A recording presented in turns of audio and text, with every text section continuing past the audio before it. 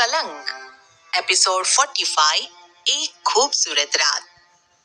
सूरज और मल्लिका दोनों बालकनी में बैठे कॉफी पी रहे थे। मल्लिका की नजर खुले आसमान की तरफ थी तो सूरज की मल्लिका पर टिकी हुई थी। उसे उसके चेहरे पर आज एक अलग ही चमक और सुकून दिखाई दे रहा था। वो बहुत खुश लग रही थी।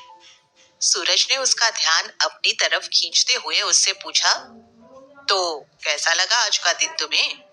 मल्लिका ने मुस्कुराते हुए उसे जवाब दिया, बहुत अच्छा। ये दिन मेरे सबसे यादगार दिनों में से एक होगा। मैं इस दिन को कभी नहीं भूल पाऊंगी। तब सूरज ने उससे पूछा, तुम्हें सबसे अच्छा क्या लगा? सूरज, आज का पूरा दिन ही मेरे लिए बहुत स्पेशल था। हमेशा रात को निकलने वाली मल्लिका आज दिन में बाहर निकली, वो भी घूमने के लिए। सूरज की रोशनी में ये शहर बहुत ही खूबसूरत था। आज कई सालों पहले खो चुकी संस्कृति को मैंने फिर से जिया। ये कहते हुए वो थोड़ी उदास हो गई थी। फिर उसने अपने होठों पर एक मुस्कान लाकर सूरज से पूछा, आपको क्या अच्छा लगा आज के दिन में? सूरज ने उसकी आंखों में देखते हुए कहा, मुझे आपका साथ और आपके हाथ का खाना। अच्छा, सच में इतना अच्छा खाना बना था क्या? माँ तो अक्सर मुझे खाने के लिए। इतना कहते हुए वो अचानक एकदम चुप हो गई। सूरज ने उसके मन की उदासी को समझ लिया था। उसने उससे कहा, आपको पता है, आज आपके हाथ का खाना खाकर मुझे माँ की याद आ गई। वो बिल्कुल आपकी तरह खाना बनाती थी। बहुत स्वाद था उसके हाथों में।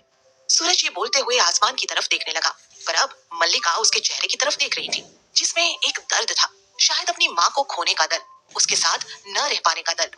वो मन ही मन में खुद से बोली, सच कहूँ तो आज के पूरे दिन में मुझे भी सबसे अच्छा आपका साथ लगा सूरज जी। एक अच्छे सच्चे दोस्त की तरह आपने मेरा हाथ थामा था।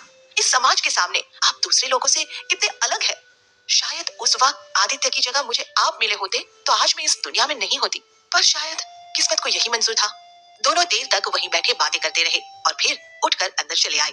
सूरज ने एक रूम का दरवाजा खोलते हुए मल्लिका से कहा, आप यहाँ सो जाइए, मैं पास वाले रूम में हूँ, कोई जरूरत हो तो बुला लेना।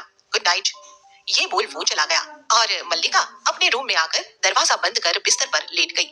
वो मन ही मन में सोच रही थी, इस धंधे में आने के बाद ये मेरी जिंदगी की ऐसी पहली रात है जब मैं किसी के साथ नहीं, अकेले और आराम से रात में सोऊंगी। आज रात मुझे किसी के बिस्तर की रौनक नहीं बनना होगा। यही सोचते हुए उसने चारों तरफ देखा। तभी उसकी नजर सामने दीवार पर लगी एक तस्वीर पर गई, जो एक औरत की थी। उस तस्वीर को देख वो उठी और उसने मन ही मन खुद से कहा, शायद ये सूरज की माँ की तस्वीर है। बहुत ही खूबसूरत थी वो। ये बोल वो वापस बिस्तर पर लेट गई। उस वक्त उसके दिमाग में बहुत कुछ चल रहा था और इसी सोच की उधेड़-बुन में उसकी आंख लग गई। सुबह उसकी आंख दरवाजे के खटखटाने से खुली। बाहर से सूरज ने उसे आवाज दी, मल्लिका जी, आप उठ गई? उसकी आवाज सुन मल्लिका ने अपना दुपट्टा लिया और दरवाजा खोला। देखा तो सामने सूरज नाश्ते और चाय की ट्रे लिए खड़ा था। अरे, आपने इतनी सुबह उठकर ये सब बना भी लिया? ये बोलते हुए उसने उसके हाथ से ट्रे ले ली और अंदर आकर टेबल पर रख दी। अंदर आते हुए सूरज ने उससे पूछा, नींद तो ठीक से आई थी ना आपको? मल्लिका ने मुस्कुराते हुए उससे कहा, जी, बहुत अच्छी नींद आई। शायद सालों से ऐसी नींद कभी नहीं सोई। तो चलिए नाश्ता कर लीजिए और फिर आपको छोड़ने भी चलना है। ये सुनते ही जैसे मल्लिका वापस से इस दुनिया के सपने से बाहर निकल गई थी और हकीकत में आ गई थी। उसे ऐसा खोया देख सूरज ने उसे फिर से कहा, सोच क्या रही है, जल्दी नाश्ता कीजिए, नहीं तो सब ठंडा हो जाएगा। उसकी बात सुन मल्लिका ने मुस्कुराते हुए नाश्ता करना शुरू किया। दोनों ने नाश्ता किया और उसके बाद सूरज उसे वापस कोठे पर छोड़ने के लिए निकला। रास्ते में ड्राइव करते हुए सूरज ने उससे कहा, मल्लिका, आज तो तुम अपना काम कर लो, पर कल सुबह आप आ जाना, बस फाइनल टच देना है। मल्लिका बस ओके कहकर चुप हो गई। कुछ देर में सूरज की गाड़ी कोठे के नीचे थी। मल्लिका गाड़ी से उतरी तो शबनम ऊपर से उसे देख रही थी। मल्लिका ने सूरज को बाय कहा और ऊपर चली गई। वैसे उसका जाने का मन तो नहीं था, फिर भी वो ज्यादा देर तो उसके साथ रह नहीं सकती थी, इसलिए उदास होकर वापस अपनी उसी जिंदगी में चली गई। सूरज भी उसके जाने से थोड़ा उदास हो गया था, पर वो भी कब तक उसे रोक सकता था। मल्लिका के जाने के बाद उसने गाड़ी मोड़ी और अपने घर की तरफ चल पड़ा। मल्लिका जब ऊपर आई तो शबनम उसे मिल गई। वो उसका हाथ पकड़ जल्दी से उसे कमरे में लेकर आई। वो ये जानने के लिए बहुत ही एक्साइटेड थी कि कल बीती रात क्या हुआ। अरे शब्बो, क्या हुआ, ऐसे क्यों ले आई कमरे में? शबनम ने उसे बिस्तर पर बैठाते हुए उससे कहा, तू बैठ और मुझे कल से आज सुबह तक की सारी बातें बता, मुझे सब जानना है। इस पर मल्लिका ने उसे कहा, ऐसा कुछ नहीं जो तू जानना चाहती है। फिर भी मुझे सुनना है, तू बोलना। उसके जिद करने पर मल्लिका ने उसे सारी बातें बता दी। सब सुनने के बाद शब्बो उसका हाथ कस के पकड़ते हुए बोली, तेरा गन चक्कर तो सच में गन चक्कर ही निकला। मतलब इतनी खूबसूरत लड़की को छोड़कर वो अकेले कमरे में सोया। मल्लिका ने उसे डांटते हुए कहा, चुप कर, वो बहुत अच्छा इंसान है। शबनम उसे चिढ़ाते हुए बोली, ओहो, वो बहुत अच्छा है तो हम क्या है? तू तो सबसे अच्छी है और मेरे लिए बहुत खास है। ये कहते हुए मल्लिका ने उसे गले से लगा लिया। शबनम ने भी उसे गले लगाते हुए कहा, और उसने तेरे लिए नाश्ता भी बनाया। कमाल है तेरा पागल। ये बोल दोनों हंसने लगे। चल, मैं तो सोने जा रही थी, तू तो सोने से रही। कल रात तो तुझे तो तेरे घन चक्कर के घर पर बहुत अच्छी नींद आई होगी ना। जा सो जा और ज्यादा दिमाग मत लगा। ये बोल उसने उसे धक्का देते हुए कमरे से बाहर कर दिया। शबनम गुस्सा होने की एक्टिंग करते हुए बोली, यही थी दोस्ती, उसके आने पर अब हमें कमरे से बाहर निकाला जा रहा है। पर याद रहे, काम मैं ही आऊंगी, वो तेरा घन चक्कर नहीं। ये बोलते हुए वो सामने वाले कमरे में चली गई। मल्लिका भी वापस अपने कमरे में आ गई। वो बैठे बैठे बस सोच रही थी। यहाँ से ज्यादा सुकून सूरज के घर में था। मुझे यहाँ पता नहीं क्यों एक घुटन सी महसूस होती है। शाम तक वो ऐसे ही बिस्तर पर पड़ी सूरज के बारे में सोच रही थी कि तभी शबनम की आवाज से वो ख्यालों की दुनिया से बाहर आई। चल ना यार, शाम हो गई है, कुछ खाएगी नहीं क्या? जब से आई है ऐसे ही पड़ी हुई है। इस पर मल्लिका ने उससे कहा, हाँ यार, भूख तो लगी है। भूख लगी है तो चल चल के खाना खा ले, फिर धंधे का भी टाइम हो रहा है। ये सुन उसके चेहरे को किसी उदासी ने घेर लिया। शबनम उसके चेहरे की उदासी को अच्छे से समझ रही थी। मल्लिका, मैं जानती हूँ कि तू जिस जिंदगी, जिस रात को जी के आई है ना, वो यहाँ की जिंदगी और रात से बिल्कुल अलग थी। पर सच्चाई तो यही है ना कि तू यहाँ की है और यही तेरी जिंदगी है। सूरज एक अच्छा लड़का है, पर जहाँ तक मैं जानती हूँ वो इस समाज से जुड़ा हुआ है। उसे उस बात का भी तो ख्याल रखना है। मल्लिका उसकी बातों को समझ वापस अपने काम पर लग गई। देर रात जब वो फ्री होकर आई तो उसके फोन पर सूरज का मैसेज था। उसने जैसे ही ये देखा, उसके चेहरे पर एक मुस्कान आ गई। वो वहीं बिस्तर पर फोन लेकर उसके मैसेज का रिप्लाई करने लगी। सूरज अब मल्लिका के दिल में कहीं न कहीं बस चुका था, पर वो खुद से ये सब छुपाने की कोशिश कर रही थी। अगली सुबह जब वो तैयार होकर जाने लगी तो शबनम ने उससे कहा, कहाँ जा रही हो मैडम?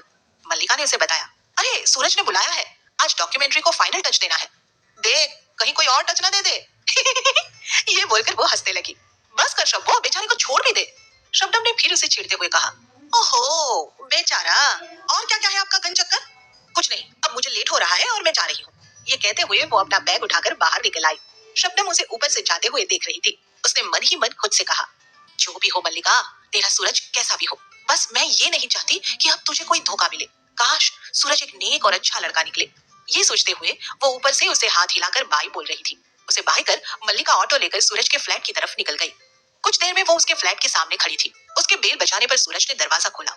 उस वक्त शायद वो नहाकर ही निकला था और टॉवेल से अपने गीले बालों को पोंछ रहा था। उस वक्त उसने ऊपर कुछ नहीं पहना था, बस नीचे ट्राउजर पहन रखा था। मल्लिका ने जैसे ही उसे ऐसे देखा तो मुंह नीचे कर लिया। सूरज भी सकपका सा गया था। उसे शर्म आ गई थी। वो जल्दी से अंदर गया और टी शर्ट पहनते हुए बाहर आया। तब तक मल्लिका बाहर गेट पर ही खड़ी थी। सूरज ने उसे अंदर बुलाते हुए कहा, अरे आप अंदर आ जाए, और सोफे से अपने बिखरे हुए कागजों को समेटने लगा। मल्लिका उसकी बात सुन अंदर आ गई। आप बैठे, मैं अभी आता हूँ। ये बोल वो सारे कागज लेकर अंदर कमरे में चला गया और कुछ देर बाद खुद के हुलिये को ठीक करते हुए बाहर आया। सूरज ने थोड़ा हिचकिचाते हुए उससे कहा, सॉरी, आप आई और घर ऐसे बिखरा हुआ था। मल्लिका उसकी हिचकिचाहट दूर करते हुए बोली, अरे कोई बात नहीं सूरज जी, मैं कौन सा पहली बार आई हूँ जो आप ऐसे बोल रहे हैं। अच्छा आप बैठो, मैं अभी चाय बना कर लाता हूँ, फिर दोनों बैठकर काम करते हैं। ये बोल वो किचन में चला गया। मल्लिका वहीं बैठी उसे ध्यान से देख रही थी और सूरज अपने काम में लगा था। थोड़ी देर में वो एक ट्रे में 2 चाय और टोस्ट लेकर आ गया। ट्रे टेबल पर रखते हुए वो बोला, लीजिए पहले चाय नाश्ता करिए, फिर काम करेंगे। मैंने तो अभी तक कुछ नहीं खाया है, मुझे तो बहुत जोर की भूख लग रही है। ये बोल वो एक टोस्ट लेकर खाने लगा। मल्लिका आज उसके चेहरे की मासूमियत को बड़े गौर से देख रही थी। दोनों ने साथ में चाय नाश्ता किया और फिर काम में लग गए। सूरज उसे डॉक्यूमेंट्री की सेकंड फाइल दिखाकर उसमें एडिटिंग कर रहा था और उसे बताता भी जा रहा था कि इसमें क्या नया ऐड हुआ है। मल्लिका भी बहुत ध्यान से उसकी बातें सुन रही थी। दोपहर तक दोनों ने मिलकर डॉक्यूमेंट्री कंप्लीट कर दी थी। काम खत्म करने के बाद सूरज ने उसकी तरफ देखकर कहा, मल्लिका, हम सबने डॉक्यूमेंट्री की सक्सेस पर एक फंक्शन रखा है, तो तुम्हें भी वहाँ आना होगा। ये बात सुन मल्लिका थोड़ी घबरा गई। उसकी घबराहट देख के सूरज बोला, देखो मल्लिका, इस वक्त लोग तुम्हारे सपोर्ट में हैं और तुम्हें अब सामने आना चाहिए और खुद को सही साबित करना चाहिए। सूरज के समझाने पर वो फंक्शन में आने के लिए कन्विंस हो गई थी। तभी सूरज अचानक उठकर कमरे में चला गया और जब बाहर आया तो उसके हाथ में एक गिफ्ट था। उसने उसे मल्लिका को देते हुए कहा, ये तुम्हारे लिए। मल्लिका ने उसके हाथ में गिफ्ट देख उससे पूछा, ये क्या है? तुम्हारे लिए एक छोटा सा तोहफा, खोलकर तो देखो कैसा लगा। पर मैं ये कैसे ले सकती हूँ? मल्लिका को थोड़ा अजीब लग रहा था, वैसे ही जैसे एक दोस्त दूसरे दोस्त को देता है। ये बोल सूरज ने गिफ्ट उसके हाथ में थमा दिया। पर सूरज जी, इतना कहते ही सूरज ने उसकी बात को बीच में ही काटते हुए कहा, परवर कुछ नहीं, आप इसे खोलकर देखो और बताओ आपको कैसा लगा। उसके इतना कहने पर मल्लिका ने गिफ्ट खोलकर देखा तो उसमें एक बहुत ही खूबसूरत व्हाइट कलर का सूट था। सूट के साथ सफेद झुमके और एक पर्ल नेकलेस भी था। सूरज ने उससे पूछा, कैसा लगा आपको? मल्लिका ने खुश होते हुए उससे कहा, ये तो बहुत अच्छा है। तब सूरज ने उससे कहा, मैं चाहता हूँ कि आप इसे फंक्शन में पहनो। मल्लिका भी उसकी बात मान गई। सूरज से मिले उस गिफ्ट को लेकर वो बहुत खुश थी। सूरज भी मल्लिका को खुश देख आज बहुत खुश था। कलंक एपिसोड 46 किसी अपने का एहसास। सूरज ने मल्लिका को एक बहुत ही प्यारी सी व्हाइट ड्रेस और झुमके के साथ एक पर्ल वाला नेकलेस भी दिया था जो उसे बहुत पसंद भी आया था। सूरज चाहता था कि मल्लिका उस ड्रेस को इवेंट वाले दिन पहनकर उस फंक्शन में आए। मल्लिका भी उसे मिले उस गिफ्ट को पाकर बहुत ही खुश थी। कुछ देर बाद दोनों फ्लैट से निकल गए और सूरज ने उसे कोठे पर छोड़ा। वो वापस अपने फ्लैट की तरफ ही जा रहा था कि तभी उसका फोन बजने लगा। उसने फोन उठा के देखा तो उसके दोस्त आकाश का फोन था। उसने गाड़ी साइड में रोकी और उससे बात करने लगा। हेलो आकाश, क्या हुआ, इस वक्त फोन किया? इस पर दूसरी तरफ से आकाश की आवाज आई, हाँ यार, वो कल के इवेंट के लिए कुछ बात करनी थी, तू यहाँ ऑफिस आ जा। ओके, मैं आता हूँ। ये बोल उसने फोन रखा और गाड़ी को ऑफिस की तरफ मोड़ दिया। वहीं दूसरी तरफ मल्लिका अपने कमरे में पहुंची तो उसके हाथ में पैकेट देख शबनम ने उससे कहा, ओहो, तो मैडम आज शॉपिंग करके आई है, क्या लिया, जरा हम भी तो देखें। ये बोलते हुए वो उसके हाथ से पैकेट लेकर उसे देखने लगी। जब खोल कर देखा तो हैरानी से बोली, मल्लिका, ये तो बहुत ही प्यारा है और शायद महंगा भी बहुत होगा। मल्लिका बिस्तर पर बैठते हुए बोली, हाँ, है तो बहुत प्यारा। शबनम ने उससे पूछा, पर तेरे पास इतने पैसे कहाँ से आए? अरे बाबा, मैंने ये खरीदा नहीं है। मल्लिका उसे बता ही रही थी कि शबनम ने उसकी बात को बीच में ही काटते हुए कहा, खरीदा नहीं तो कहाँ से मिला? ये सूरज ने गिफ्ट दिया है, कहा है कि कल की इवेंट में मैं यही पहनूं। शबनम उसकी बात न समझते हुए बोली, किसमें पहन के आने को बोला है? अरे कल एक फंक्शन है मेरी डॉक्यूमेंट्री को लेकर, तो उसमें पहन कर आने को कहा है। ये सुन शबनम उसे चिढ़ाने लगी, ओहो, ये गनचक्कर तो कुछ ज्यादा ही मेहरबान हो रहा है तुझ पर। देख कहीं कुछ और ही चक्कर तो नहीं है। मल्लिका ने सफाई देते हुए उससे कहा, तेरा फिर से शुरू हो गया ना? अरे उसने बस दोस्त के नाते इसे मुझे दिया। इतना महंगा तोहफा, वो भी एक दोस्त को, वो भी जो लड़की हो। यहाँ मतलब तो कुछ और ही निकल रहा है मेरी जान। शबनम उसे छेड़ने का कोई मौका नहीं छोड़ रही थी। मेरी किस्मत में वो नहीं हो सकता, तू समझती क्यों नहीं है? ये बोलते हुए मल्लिका उदास हो गई थी। उसे उदास देख शबनम ने उसे समझाते हुए कहा, मल्लिका, उदास मत हो, एक काली रात के बाद सवेरा भी आता है। अच्छा ये बात छोड़, तू तो मुझे ये बता कि तू कल जा रही है ना? शबनम की इस बात पर वो एकदम चुप रही। कुछ देर उसकी खामोशी देख शबनम फिर उससे बोली, क्या हुआ मल्लिका, तूने जवाब नहीं दिया? तब मल्लिका ने परेशान होते हुए कहा, यार शब्बो, मुझे समझ नहीं आ रहा है कि मैं क्या करूं। इसमें समझने वाली क्या बात है, तुझे जाना चाहिए, पर ऐसे सबके सामने आना। मल्लिका को फंक्शन में जाने की बहुत ही हिचकिचाहट थी। शबनम ने उसे समझाया, मल्लिका, यही वक्त है जब तू हम सबके लिए लोगों की सोच को बदल सके। यही बात सूरज ने भी मुझसे कही, पर मैं सोच रही थी कि लोगों का रिएक्शन क्या होगा, क्योंकि इन समाज वालों की सोच तो हर वक्त बदलती है, आज कुछ और तो कल कुछ और, इसलिए मुझे डर लग रहा है। शबनम ने उसका हौसला बढ़ाते हुए कहा, इसमें डरने की क्या बात है मल्लिका, इस वक्त सब कुछ तेरे साथ है और तुझे वहां जाकर खुद को साबित करना चाहिए। हम लोगों के लिए उनकी सोच को बदलना चाहिए। उसकी बातें सुन मल्लिका में भी हिम्मत सी आ गई थी और वो दिल से उस इवेंट में जाने के लिए रेडी हो गई। उधर जब सूरज ऑफिस पहुंचा तो उसने देखा कि आकाश अपने कैबिन में बैठा काम कर रहा था। उसने अंदर जाते हुए कहा, हाँ भाई बोल, क्या बात है? आकाश ने सर उठा के देखा और फिर चेयर की तरफ इशारा करते हुए बोला, अरे आ गया तो आ बैठ। और सूरज वहीं रखी चेयर पर बैठ गया। हाँ भाई बता, क्या काम था जो तूने मुझे ऐसे अर्जेंटली बुलाया? यार कल के इवेंट के लिए कुछ अरेंजमेंट करने हैं, वो देख ले। ये कहते हुए उसने लैपटॉप को उसके आगे कर दिया। सूरज बैठकर उसमें कुछ चेंजेस करने लगा और आकाश भी उसके साथ बैठकर सब ठीक करने लगा। कुछ देर में इवेंट के लिए सब चीजें तैयार थी, बस अब लोगों को बोलकर अरेंजमेंट शुरू करवानी थी। आकाश ने उसकी तरफ देखकर उससे पूछा, और बता तेरा क्या चल रहा है, कुछ बात आगे बढ़ी कि नहीं? सूरज ने हैरान होकर पूछा, किस बारे में और कौन सी बात आगे बढ़ी? इस पर आकाश उसे छेड़ते हुए बोला, अरे अब इतना भी अनजान मत बन, मैं संस्कृति के बारे में पूछ रहा हूँ, उसके साथ कौन सी बात करनी थी?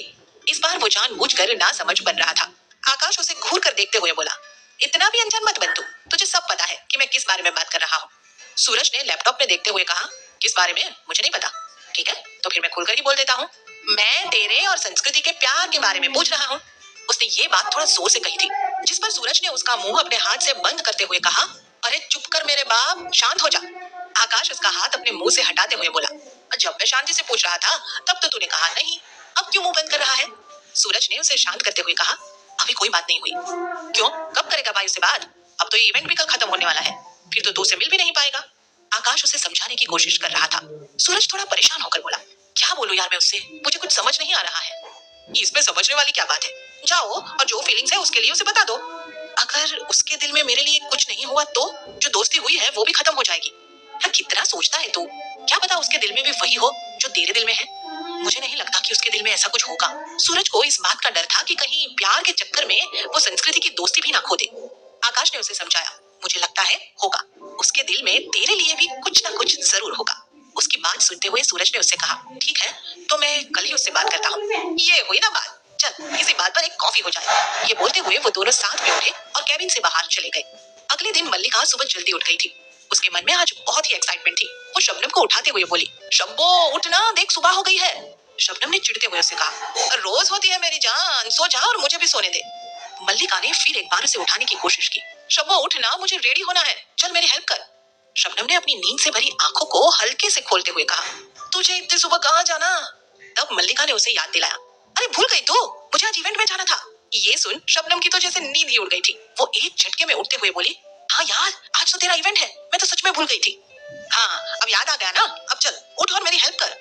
ये सुन शबनम ने उसे कहा, अच्छा तू जा नहा ले, तब तक मैं तेरे कपड़े और बाकी चीजें रख देती हूँ। ये बोलते हुए शबनम बिस्तर से उठी और मल्लिका बाथरूम में चली गई। उसके आने तक शबनम ने उसकी सारी चीजें अच्छे से बिस्तर पर रख दी। मल्लिका बाथरूम से आई और तैयार होने लगी। उसने आज सूरज की दी हुई वही व्हाइट ड्रेस पहनी थी। शबनम ने उसकी अच्छी सी हेयर स्टाइल बनाई। उसके कानों में सूरज, वो उसे देखना चाहती थी।